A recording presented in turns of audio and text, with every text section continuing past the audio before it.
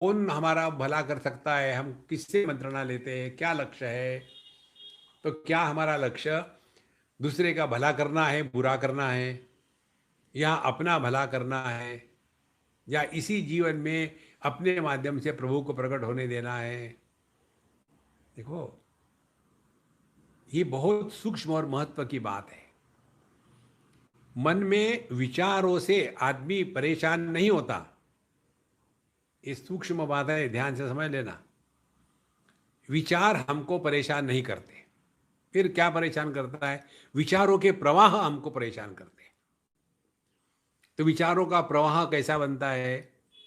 जब विचारों का विषय अपूर्ण हो, तो एक विचार के बाद उसी विचार से दूसरा विचार का जन्म होता है, फिर दूसरे विचार से तीसरे विचार का जन्म होता है। और एक बार ये जन्म की परंपरा शुरू हो गई, तो आपके मन में एक मोमेंटम, एक विचार का प्रवाह शुरू हो जाता है, और फिर उस प्रवाह में बह जाते हैं। इसको स्पष्ट समझ लेना।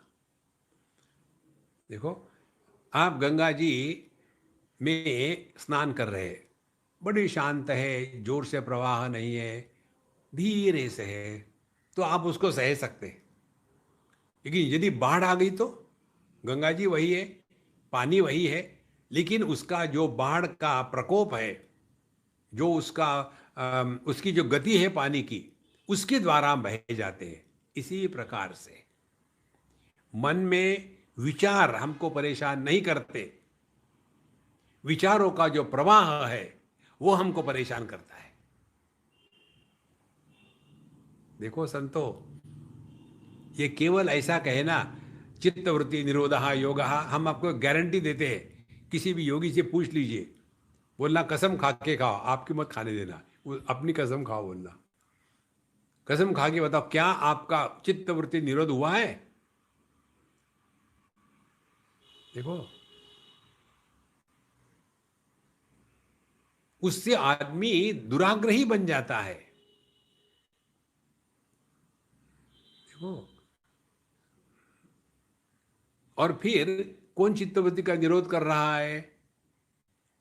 कोई व्यक्ति है वहां, पति पत्नी, भाई बहन, माँ बाप। जब तक आप कुछ बने रहोगे, माने विचारों का जो विषय है वो परिच्छिन्न होगा, तो आपके मन में उसी विषय को लेकर के एक के बाद एक, एक के बाद एक विचार आते रहेंगे। समझो, आपके मन में आप बने हैं पति या पत्नी या पुत्र या माँ या बाप, जो भी बने हैं,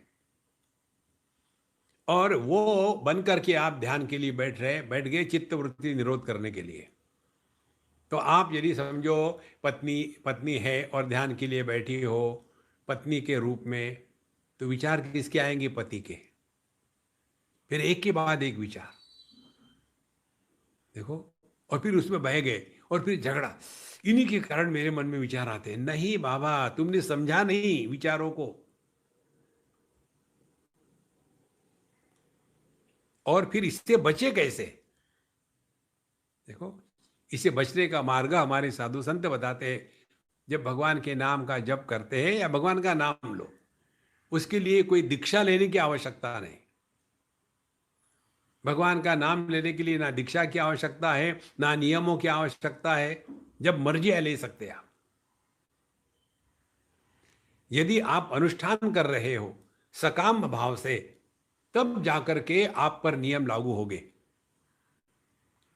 यदि आप नौकरी कर रहे हो तनख्वाह कमाने के लिए, तब आप पर नियम लागू है। यदि आप सेवा कर रहे हो, कुछ तनख्वाह नहीं ले रहे हो, तो आप पर कोई नियम लागू नहीं। देखो,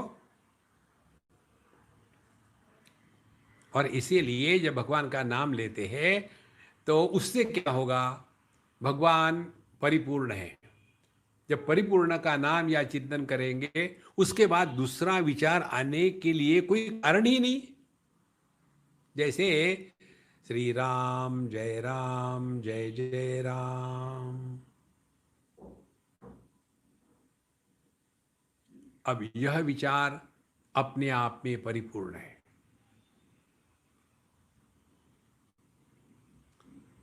अब इसमें विचार का प्रवाह कैसे होगा? लेकिन पुरानी जो मन की आदत है, तो दूसरे विचार का जन्म होने की संभावना हो तो फिर दूसरा एक फायर कर देना। श्री राम जय जय राम।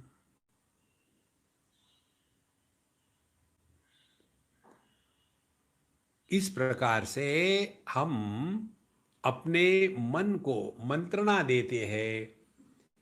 हमारे जो संकल्प है किसके लिए, उद्देश्य क्या है। माने जो हम भगवान का नाम लेते किस लिए ले रहे हैं? क्या कोई खाना पूर्ति करनी है? नहीं, गुरु महाराज ने बताया इतने बार नाम लेना है, उनसे दीक्षा ली थी हमने।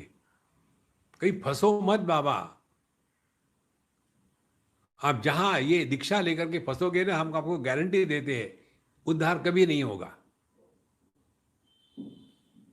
समर्पण संपूर्ण चाहिए प्रभु के चरणों में।